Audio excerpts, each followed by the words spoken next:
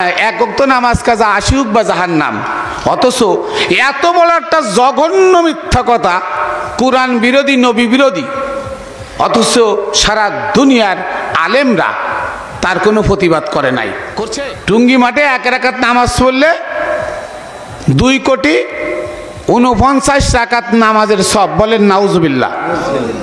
সংস্পর্শে থেকে যেন আমরা সৎ পথ খুঁজে না পাই। দ্বিতীয়ত, আমাদেরকে দেখানো হয় জান্নাতের লোভ। কিসের লোভ? জান্নাতের লোভ। এই কাজ করলে এত ট্রাক সব, এই কাজ করলে এত মন সব, এটা করলে 10টা জান্নাত, এটা করলে 14 গোষ্ঠী সব জান্নাতে নিয়ে থাকা যাবে, এটা করলে এসিয়ালা জান্নাত পাওয়া যাবে। শুধু এই কথাগুলো, এই লোভগুলো আমাদেরকে সর্বক্ষণ দিয়ে আমাদের ব্রেনকে ওয়াশ করে রাখে। আচ্ছা, আর একটা লোভ আমাদের দেয়, কি জানেন? সেটা হলো হুরের লোভ। সেটা হচ্ছে হুরের লোভ দেয় আমাদের, যে হুর এত সুন্দরী, তার একটা আঙ্গুল যদি দুনিয়াতে বের করে দেয় তাহলে এই দুনিয়া আলোকিত হয়ে যাবে। আর আমি ফেসবুকে দেখলাম হুর কত সুন্দর হবে, হুরের চেহারা কেমন হবে, চোখ কেমন হবে, কান কেমন হবে, নাক কেমন হবে, এই বিবরণ দিয়ে একটা বই 80 বছরের এক বৃদ্ধা চিত হয়ে শুয়ে পড়ে বইটা উল্টাছে। তার মানে সেও হুরের আশাই ইবাদত করে, কিন্তু আল্লাহকে পাওয়ার জন্য, আল্লাহর প্রেমের জন্য ইবাদত কিন্তু কেউ করে না। সবাই জান্নাত আর হুরের আশা করে, কিন্তু আল্লাহর প্রেমের জন্য কেউ ইবাদত করে না। তো আল্লাহর প্রেমের জন্য ইবাদত করার জন্যই তো আল্লাহ বলছেন, ওমা খলাকতুল জিন্না ওয়াল ইনসা ইল্লা লিয়াবুদুন। হে বান্দারা, আমি তোমাদেরকে এবং জিন জাতিকে সৃষ্টি করেছি একমাত্র আমার ইবাদতের জন্য। কিসের জন্য? আমার ইবাদতের জন্য।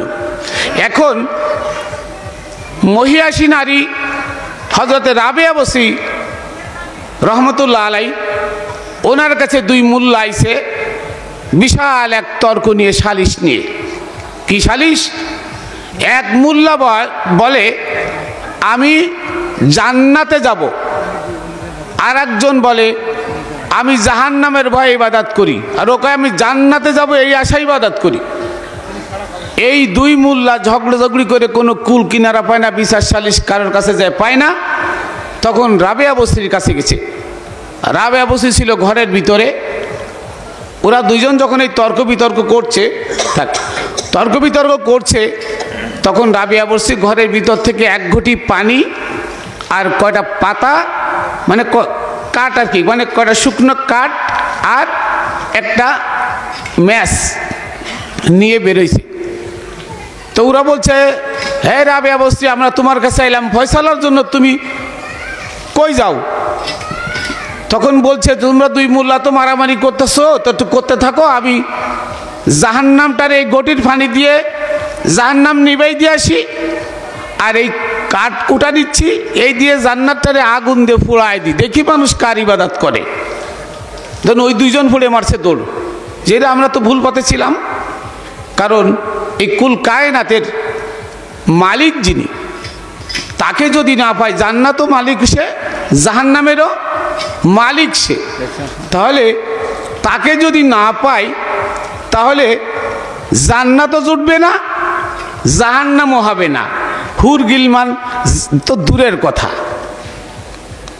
তো এখন আমাদের কাছে মোল্লারা বলে জাহান্নাম কয়টা বলে? 7টা না? জান্নাত কয়টা বলে? 8টা। জাহান্নাম 7টা, জান্নাত 8টা। জাহান্নাম 7টা আর জান্নাত 8টা। আচ্ছা দেখেন, সূরা ইখলাসের মধ্যে আল্লাহ বলছেন, কুল হুয়াল্লাহু আহাদ, বলছে না? যে হে নবী, আপনি বলুন আমি আল্লাহ একক। এই একক শব্দের অর্থ কি? একক শব্দের অর্থ মোল্লারা আজও বোঝে নাই। একক শব্দের অর্থ এক গুণ এক, কত হয়? এককে এক, দুইটা এক মানে গুণ করলে এক হয়। তার মানে কি, আমাদের প্রত্যেকের চেহারার সাথে আমরা এক, গুণ আল্লাহ এক, তা আল্লাহ আর আমরা গুণে কি হইল? এক। তা এই আহাদ শব্দের অর্থ একক। অহেদ মানে এক, আহাদ মানে একক। তাহলে আমরা আল্লাহর চেহারার সাথে, জাতের সাথে মিশে, আল্লাহ আমাদের চেহারা বানাইছে তার কিসে? তার চেহারার সাথে। তাহলে আমাদের চেহারা আল্লাহর চেহারা মিলে আল্লাহর চেহারা হয়ে গেছে। তাই সারা দুনিয়ার মানুষের একজনের চেহারা কোটি কোটি মানুষের চেহারার সাথে মিলান, কারো চেহারার সাথে কিন্তু মিলে না। মিলে না, মিললে শরীক হয়ে যাবে কার? আল্লাহর। যে দুইজন মানুষ, তার মানে আল্লাহ শরীক হয়ে গেল। আল্লাহ বলছে এই চেহারাটা কার? আল্লাহর। তাহলে এই চেহারা আল্লাহর যদি হয়, তা আমার এই আমি মাইনুল কবিরের চেহারা যদি আরেকটা মানুষ পাওয়া যায় এই দৌলতপুর শহরে, তাহলে আল্লাহর চেহারা, আল্লাহর চেহারার সাথে আর একজনের চেহারা মিলে শরীক হয়ে গেল না? শরীক হয়ে গেল না? তাই আল্লাহ বলছে কুল, হে নবী আপনি বলুন আল্লাহু আহাদ, আল্লাহ একক। তার মানে আমার চেহারার সাথে সারা দুনিয়ায় কারো চেহারার সাথে মিলবে না, তাই আমি কি? এক, মানে একক। এই জন্য কবি জালাল তার কিন্তু একটা গানে লিখছে, এই সুরাত দোজকে যাবে যে বলে সে গুনাহগার, কি সুরাত বানালে আল্লাহ রূপ মিশায় আপনার। সুবহানাল্লাহ বলেন। তার মানে এই সুরাত জাহান্নামে যাবে যে বলে সেই গুনাহগার, যে বলে মানুষ জাহান্নামে যাবে সেই গুনাহগার। কারণ এটা আল্লাহর সুরত। কার সুরত? আল্লাহর। আল্লাহ কি আমাদেরকে জাহান্নামে নেওয়ার জন্য বানিয়েছেন? না। আল্লাহ আমাদের দুনিয়ায় কিসের জন্য পাঠিয়েছেন? শুধু কপাল টুকায় টুকায় কালো বানানোর জন্য? ওরা কোরআন পড়ে না। সূরা আর রহমানের 41 নম্বর আয়াত পড়ে দেখেন, ইউরাফুল মুজরিমুনা বিসিমাহুম ফায়ুখাযু বিন নাওয়াসি ওয়াল আকদাম। আল্লাহ বলেন যে আমি অপরাধীদেরকে ধরবো তার কপালের কালো দাগ দেখে। এবার বলেন তো কপালের কালো দাগ কিসের জন্য হয়? এই কপালের কালো দাগ কিসের জন্য হয়? অলির দরবারে গিয়ে সিজদা দিলে হয় না? কোন মন্দিরে গিয়ে সিজদা দিলে হয়? কোন গির্জায় গিয়ে সিজদা দিলে হয় না? কিসে হয়? আপনাদের কাছে থাকলো এটা। তাহলে জান্নাত কয়টা আর জাহান্নাম কয়টা? ওরা কোরআন পড়ে না তাই বলে 8টা জান্নাত, ওরা কোরআন পড়ে না তাই বলে 7টা জাহান্নাম। অথচ কোরআনের বলছে আল্লাহ সূরা আর রহমানের 46 নম্বর আয়াত আল্লাহ বলেন, ইউরাফুল মুজরিমুনা ওয়ালিমান খাফা মাকামা রাব্বিহি জান্নাতান। কি বলেন আল্লাহ? ওয়ালিমান খাফা মাকামা রাব্বিহি জান্নাতান। যে আমার ভয়ে আমার সামনে দাঁড়ায় হিসাব দিতে হবে, এই কারণে যে শুধরে গেল তার জন্য 2টা জান্নাত। এই দুনিয়া থেকে শুধরে গেল তার জন্য কয়টা জান্নাত? 2টা। তাহলে আমরা কোরআনে জান্নাত কয়টা পাই? 2টা। একটা কি? একটা হচ্ছে সূরা কারিয়ার 8 নম্বর আয়াতে দেখেন, ফাম্মান সাকুলাত মাওয়াজিনহু ফাহুয়া ফি ঈশাতির রাদিয়া।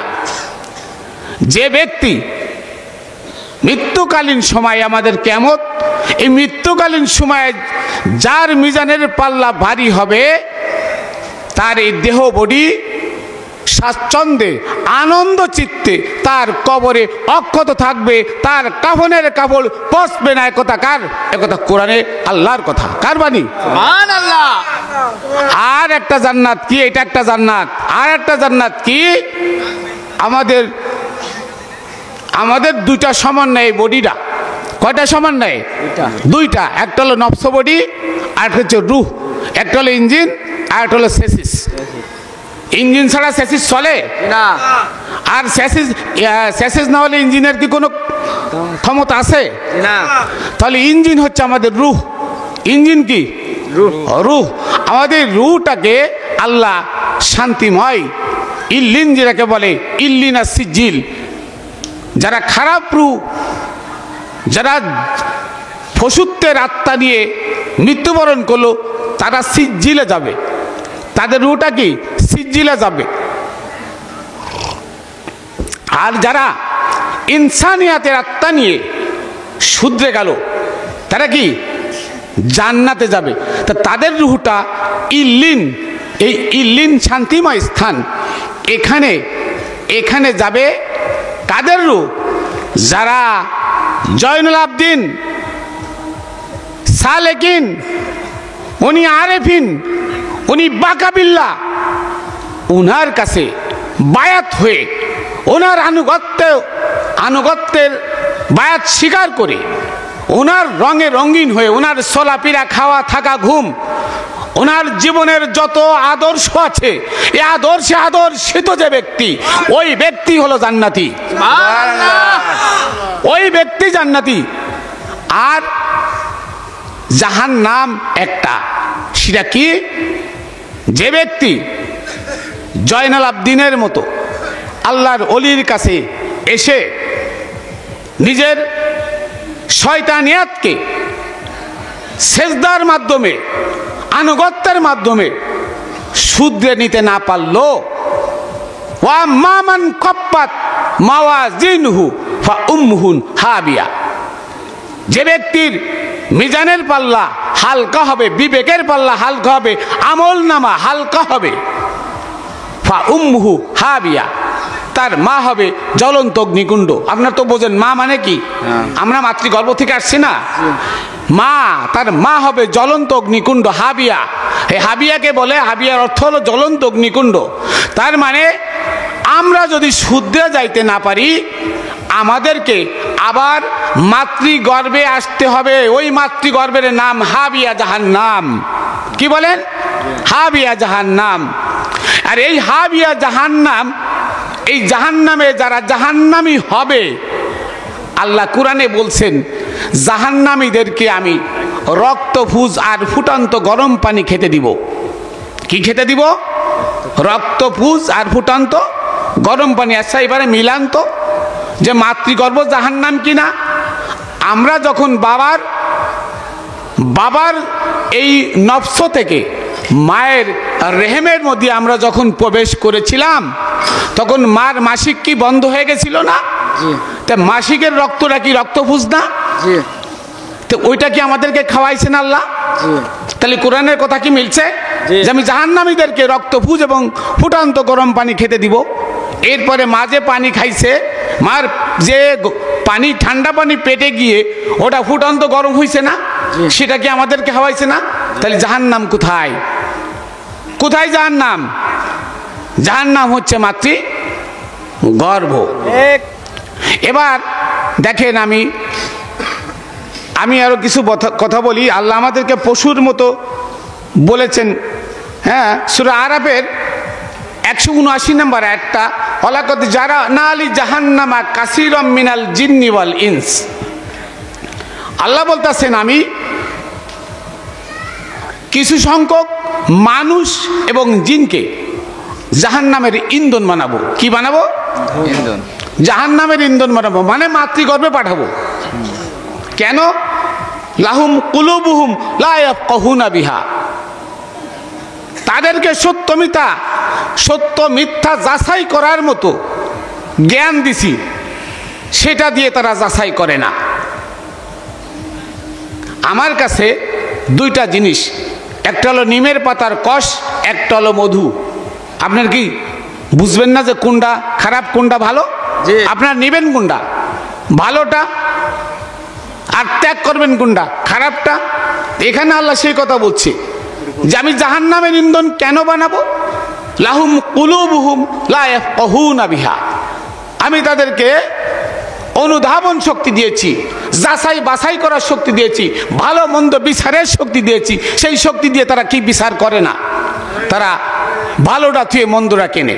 কি ভালোটা থুয়ে মন্দটা কেনে। তারপরে বলছে ওয়ালাহুম আয়ুনুন লা ইউবসিরুনা বিহা, এখানে বলে তাদের জন্য আরো দুটো চক্ষু দিয়েছি, সে চক্ষু দিয়ে তারা দেখে না। এখন এই চক্ষু কয়টা আমাদের? কিন্তু দুটো চক্ষু না, চারটা চক্ষু। কয়টা? চারটা চক্ষু। আমাদের অন্তরে দুটো চক্ষু আছে, আর আমাদের বাহিরে দুটো চক্ষু আছে। এটা বাহ্যিক চক্ষু, ওটা কাশফু চক্ষু।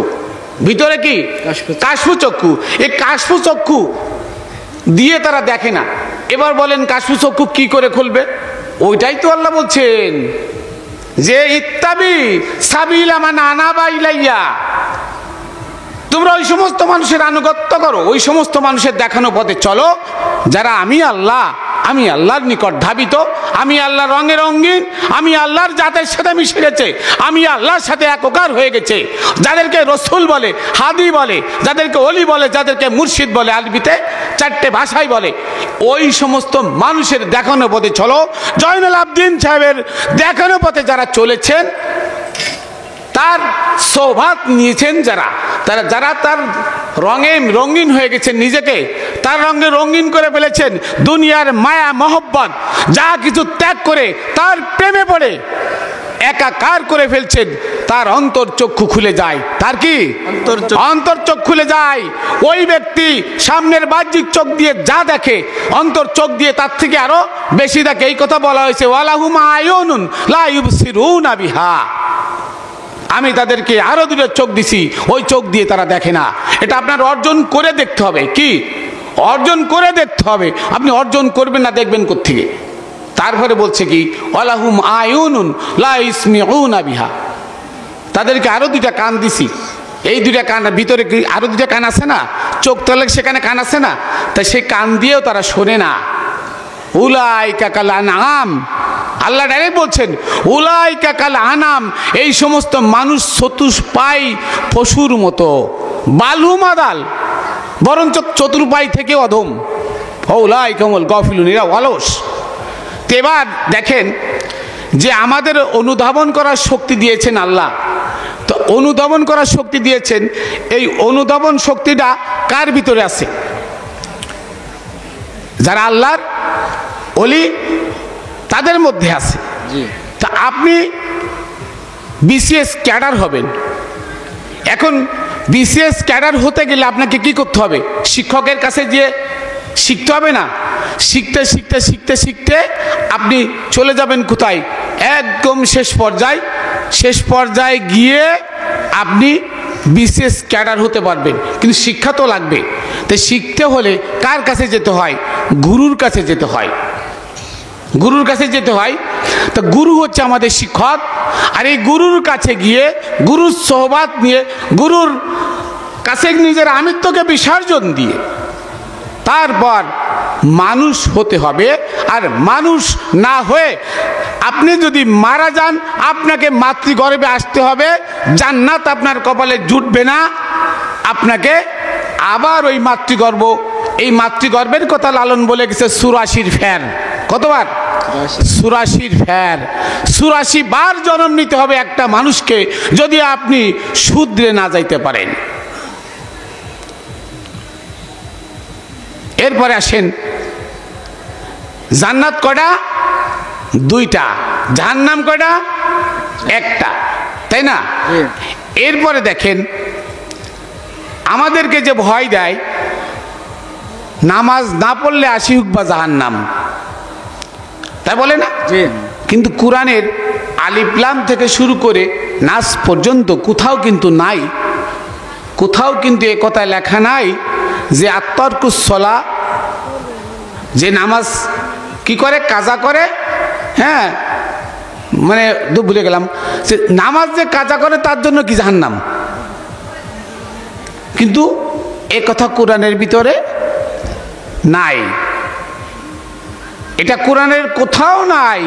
এটা ওই যে তাবলিগ জামাতের 2 গ্রুপ মারামারি করছে না, এই তাবলিগ জামাতের 2 গ্রুপের যে প্রতিষ্ঠাতা, দ্বিতীয় রানী ভিক্টোরিয়া, কলকাতার বা ভারতের যে দ্বিতীয় রানী ভিক্টোরিয়া, তার হাতে মাওলানা ইলিয়াস, মাওলানা তো না, মৌলবী ইলিয়াস কর্তৃক যে তাবলিগ গঠন হয়, এই ইলিয়াসের লেখা ফাজাইলে আমালের মধ্যে আছে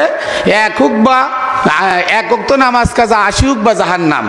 অথচ এত বড় একটা জঘন্য মিথ্যা কথা, কোরআন বিরোধী, নবী বিরোধী, অথচ সারা দুনিয়ার আলেমরা তার কোনো প্রতিবাদ করে নাই। করছে? কেউ প্রতিবাদ করে নাই। এই যে দেখেন, এই টুঙ্গি মাঠে নাকি নামাজ পড়লে টুঙ্গি মাঠে 1 রাকাত নামাজ পড়লে 2,49,00,000 রাকাত নামাজের সব। বলেন নাউজুবিল্লাহ।